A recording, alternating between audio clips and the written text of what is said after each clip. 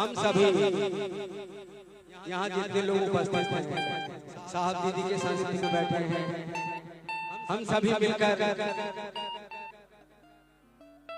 अब हम सभी मिलकर दीदी बरखा जी से अनुरोध करेंगे, निवेदन होगा।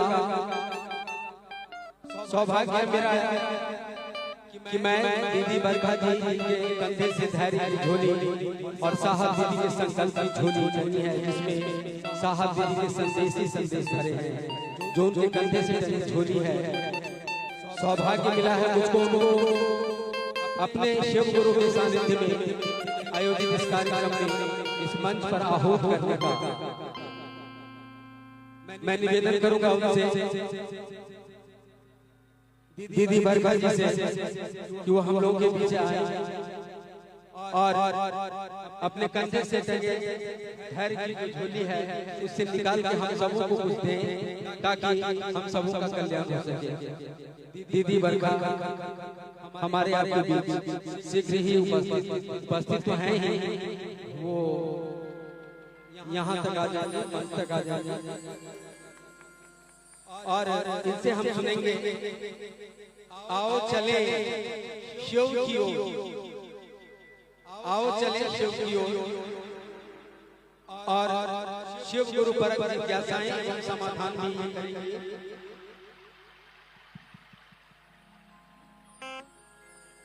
आओ चले शिव की ओर, ये साहब का जय जागरण है। इसे हार्दिक अभिनंदन को लेकर दीदी बरखा जी हमारे आपके पीछे। आओ चले शिव की ओर।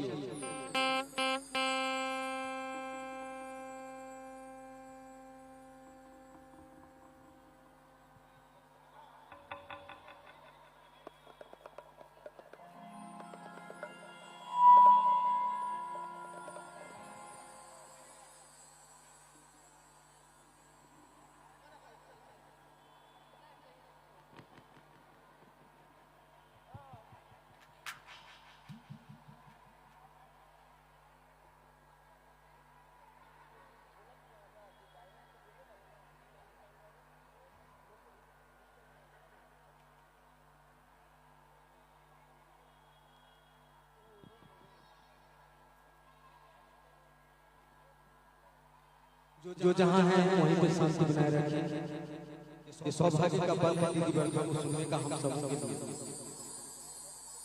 शांति बनाए रखें। कर बर प्रार्थना है, पैर पकड़ता हूँ, शांत रहिए।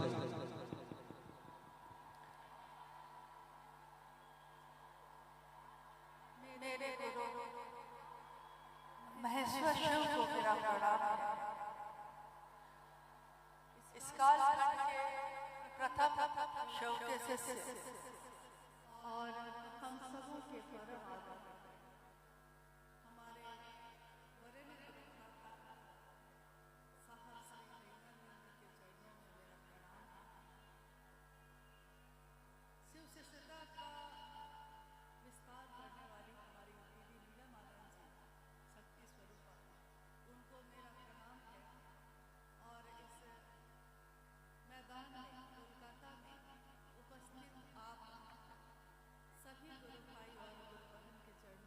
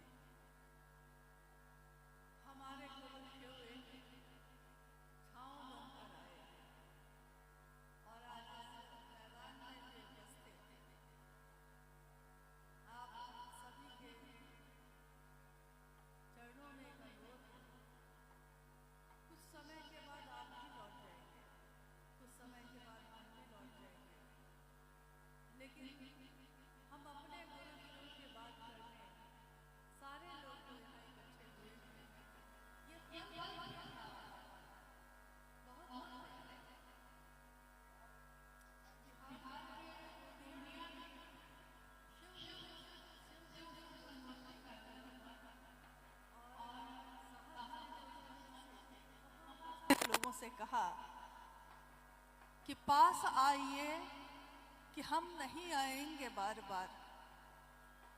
वहाँ के सारे लोगों की आंखों में आंसू आ गए और उन्होंने कहा कि साहब आपने ऐसा क्यों कहा?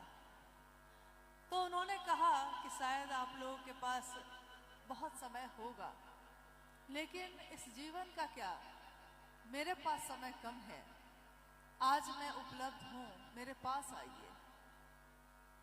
और मैं हमेशा यहाँ आता नहीं रहूँगा, यहाँ क्या, इस धरती पे ही हमेशा मिलता नहीं रहूँगा। आज इस आयोजन का उद्देश्य भी शिव के शिष्य जो इस धरती पे आए और जिनको धरती के लोगों ने प्यार से, आदर से, अदब से कहा हमारे वरेण्य गुरु भ्राता, हमारे बड़े गुरु भाई। आज भी बिहार के कुछ स्थानों पे पुराने समय के जो गुरु भाई गुरु बहन हैं वो आज भी साहब को संबोधन देते हैं बड़े गुरु भाई। इसमें न जाने कितनी अदब, कितनी इज्जत, कितनी श्रद्धा और सम्मान छुपाकर वो बोलते हैं। और ये रिश्ता जो उन्होंने बनाया है वो मात्र इसी के लिए है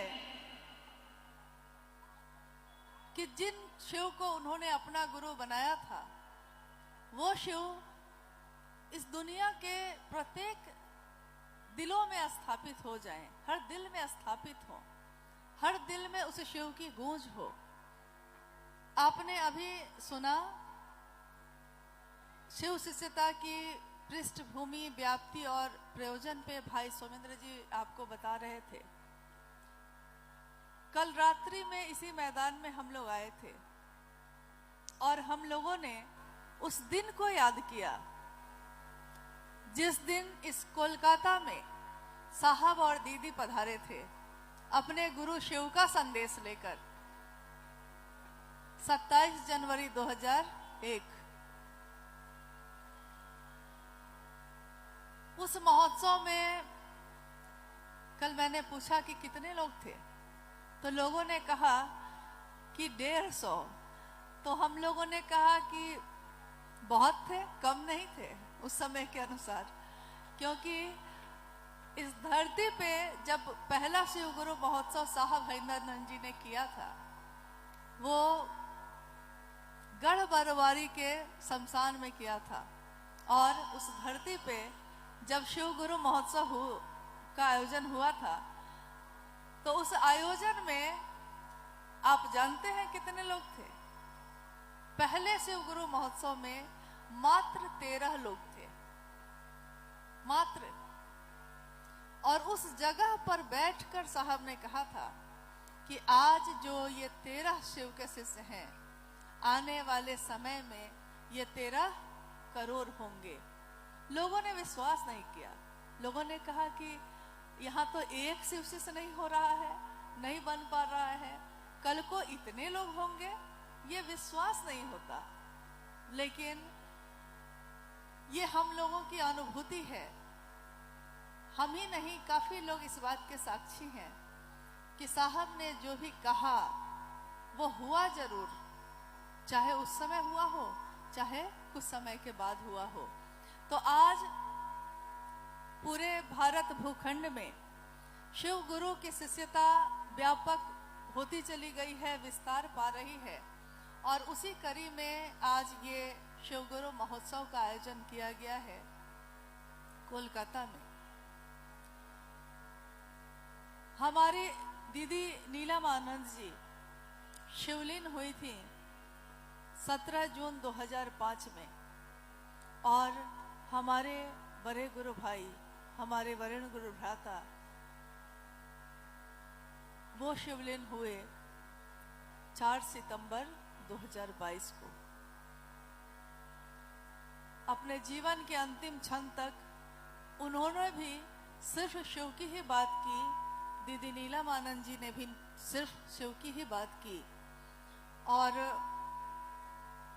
उन्होंने ये प्रमाणित किया अपने मन से, अपने वचन से, अपने कर्म से कि जो शिव का शिष्य होता है वो इस धरती पे आता है जरूर, लेकिन इस धरती पे जो भी उसके पास है वो बिखेर कर, वो सबको देकर और चला जाता है।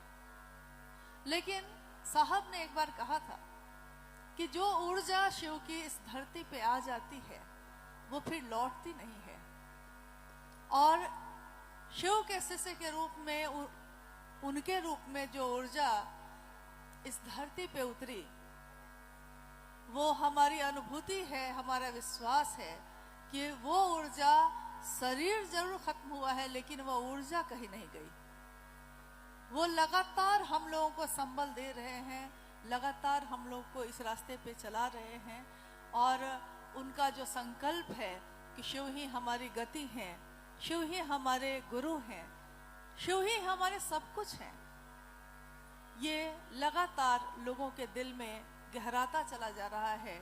आज ही नहीं, आने वाले कई मनवंतरों तक ये विधा चलती रहेगी। जब भी इस धरती पे शिव के गुरु स्वरूप की बात आएगी, शिव के शिष्य हरिंद्रानंद साहब और दीदी नीलम आनंद जी की आवाज उसके साथ गूंजती रहेगी। जब दीदी नीलम आनंद जी शरीर में थीं, उनसे किसी ने कहा कि आप साहब को कहिए ना कोई घर बनाएंगे, तो उन्होंने कहा था कि शिव शिष्यों का दिल ही मेरा घर है, मुझे किसी और घर की जरूरत नहीं।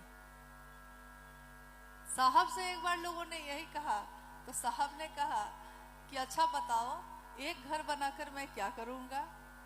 क्या जितने भी शिव शिष्य के रूप में हैं इस धरती पे, उनका घर मेरा घर नहीं है?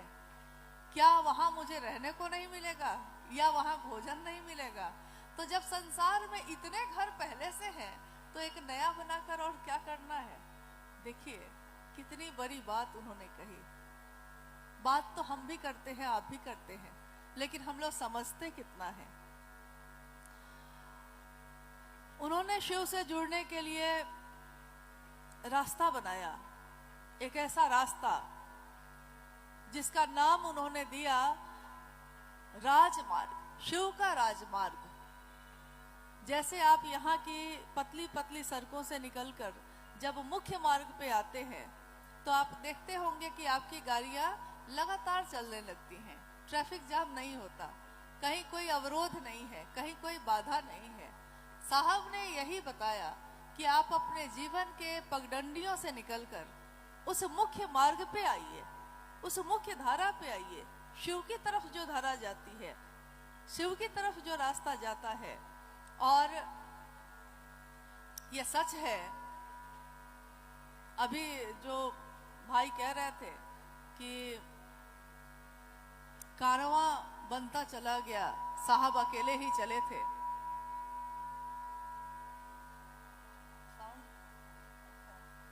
साहब अकेले ही चले थे और जब उन्होंने शिव को गुरु बनाया था तो कोई उनके साथ नहीं था।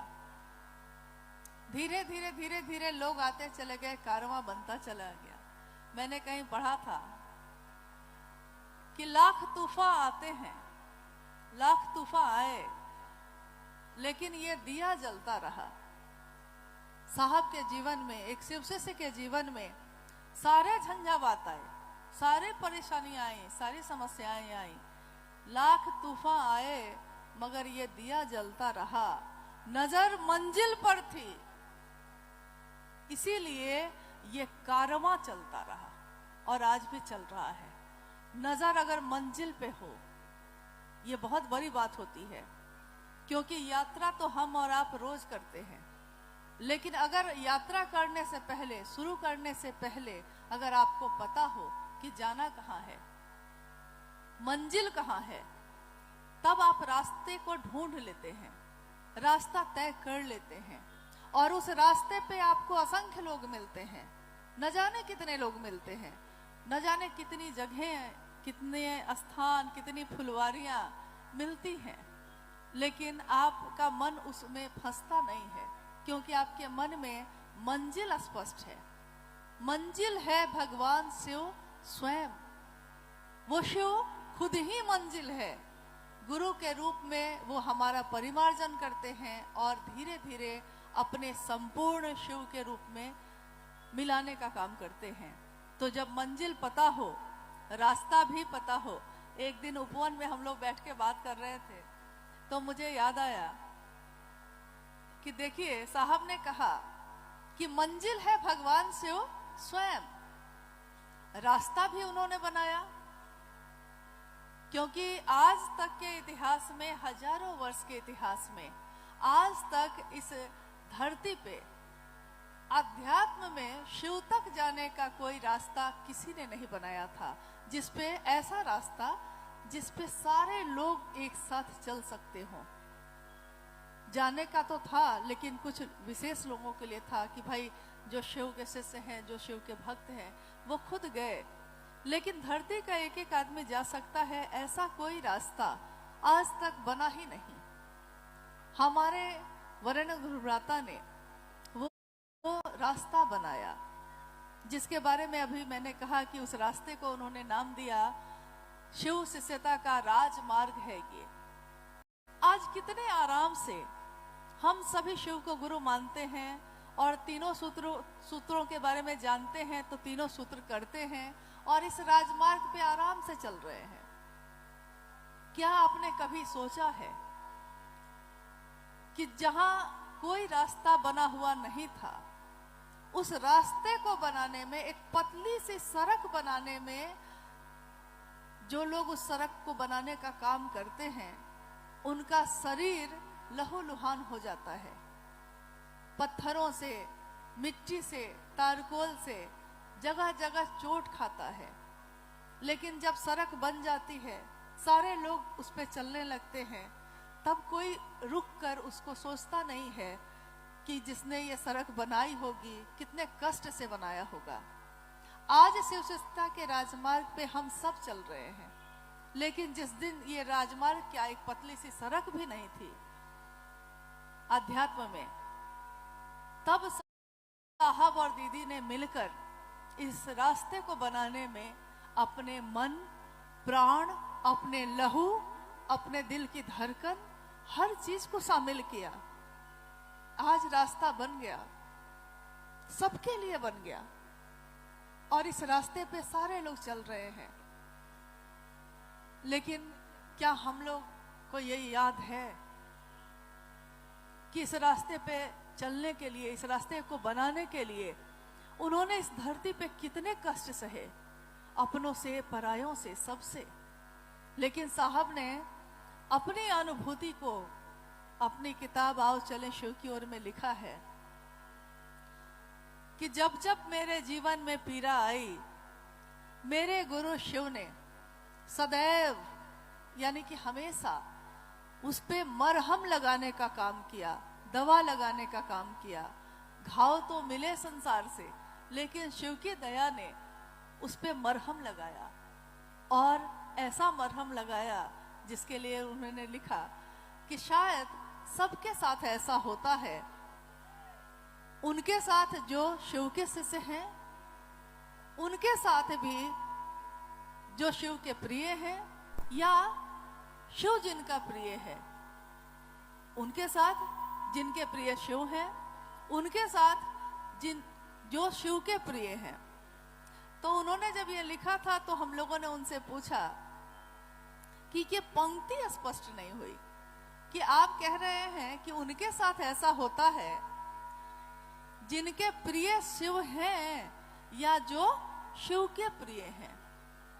तो साहब ने उसी समय कहा था कि मैंने जो अपने जीवन की बातों को लिख दिया है, कोई भी आने वाले समय में अगर इसको दिल से पढ़ेगा तो वो समझेगा, लेकिन अगर दिमाग से पढ़ेगा तो नहीं समझ पाएगा, क्योंकि ये रास्ता तो दिल का है, इसमें दिमाग का क्या काम है।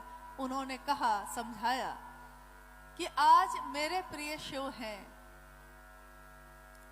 हमेशा रहेंगे, इसकी गारंटी आप दे सकते हैं, क्योंकि जीवन के आने वाले झंझावात, जीवन में आने वाली घटनाएं आपको ऐसा तोड़ती हैं कि आपको शिव क्या, सब कुछ छूट जाता है, हर चीज मन से उतर जाता है, वो शिव भी उतर जाता है। हम सोचते हैं कि बेकार कर दिया इतना समय, शिव ने दिया ही क्या। क्योंकि हम लौकिक कामनाओं से सिर्फ शिव को जोड़ते हैं। तो आज शिव प्रिय हैं, कल आपकी प्रियता बदल सकती है। उसी में उन्होंने कहा कि आपके हमारे बीच काफी ऐसे लोग हैं, काफी ऐसे शिव शिष्य हैं जो अपने अपने क्षेत्र में शिव गुरु का काम करते हैं, शिव गुरु की बात करते हैं।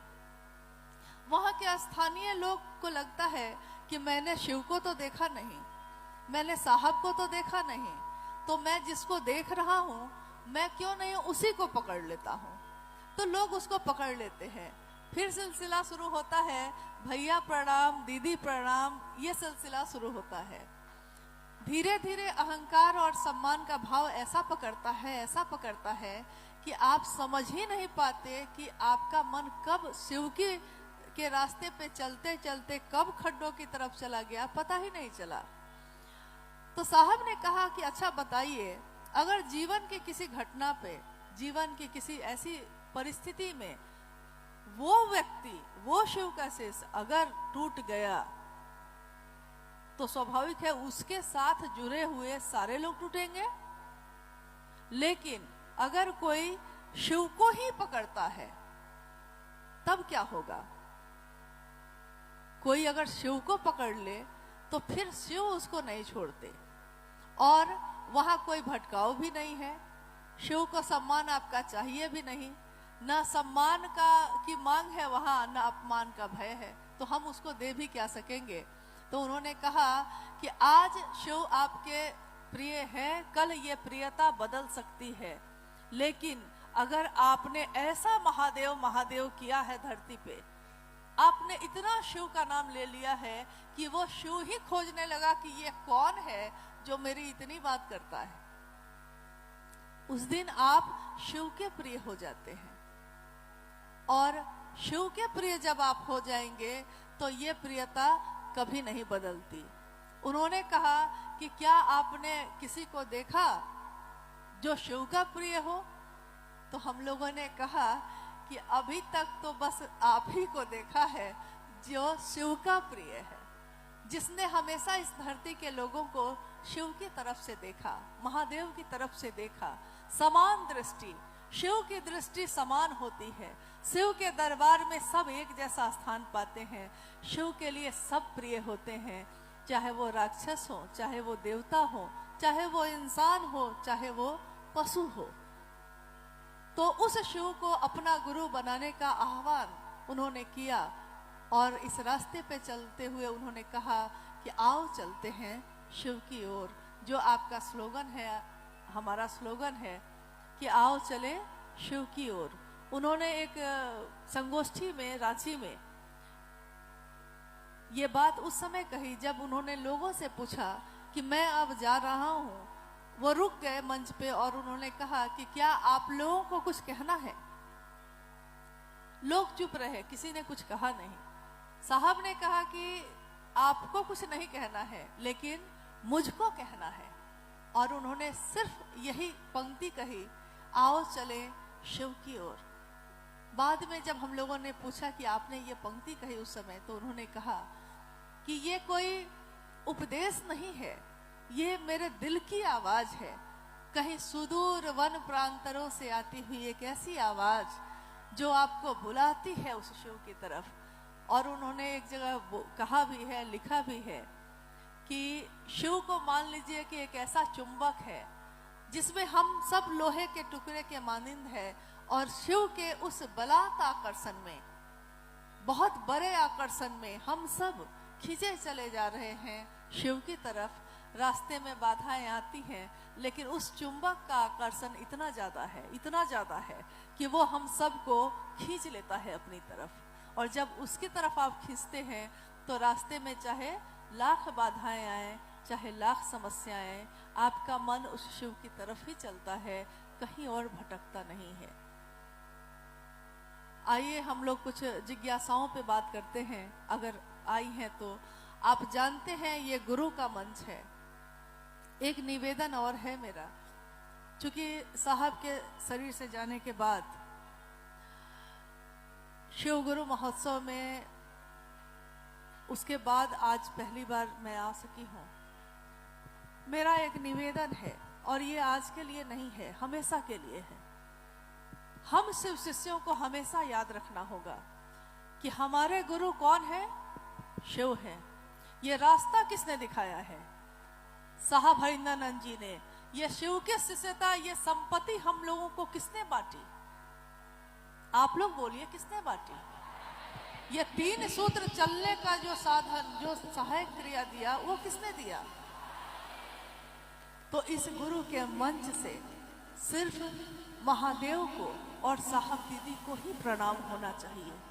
हम लोग चाहे कोई भी आए, कोई भी, लेकिन मेरा निवेदन है कि इस मंच से और किसी को, सबको सामूहिक रूप से प्रणाम कीजिए, अलग से मत करिए।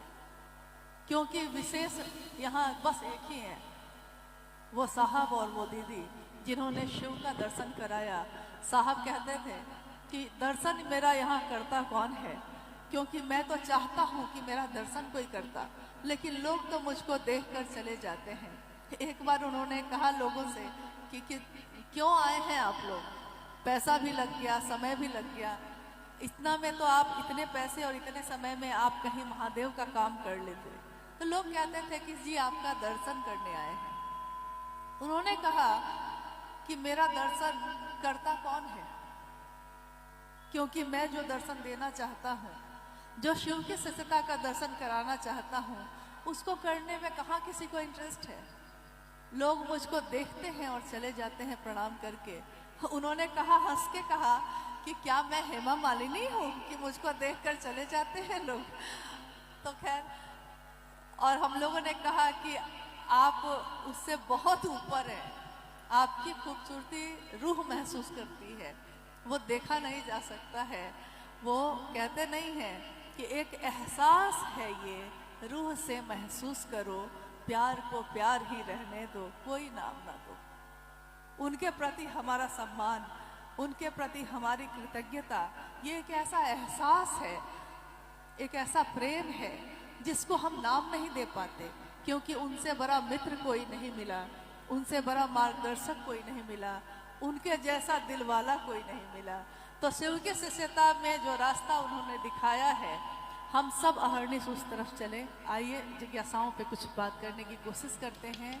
आप जानते हैं, इस मंच पे से कोई उपदेश नहीं देता, कोई यहाँ विद्वान नहीं है, और हम लोगों ने, शायद किसी ने भी शास्त्रों का अध्ययन नहीं किया होगा, लेकिन कहते हैं कि शिव ज्ञान देते हैं, गुरु ज्ञान देते हैं, तो शास्त्र आरेखित होते हैं, शास्त्र लिखे जाते हैं। शिव का ज्ञान मिलने पे कोई उसको लिखता है, तो शास्त्र तो किसी को ज्ञान मिला होगा तो उसने लिखा होगा, और शिव का ज्ञान जो हमारे वरेण्य गुरु भ्राता को मिला, उस शिव को ज्ञान को उन्होंने आरेखित तो किया, लेकिन किताब और पन्नों पे नहीं किया, उन्होंने हमारे दिल पे लिख दिया है वो कि शिव मेरे अपने हैं। और ये आरेख किसी भी तूफान, किसी भी मौसम से बदलता नहीं है।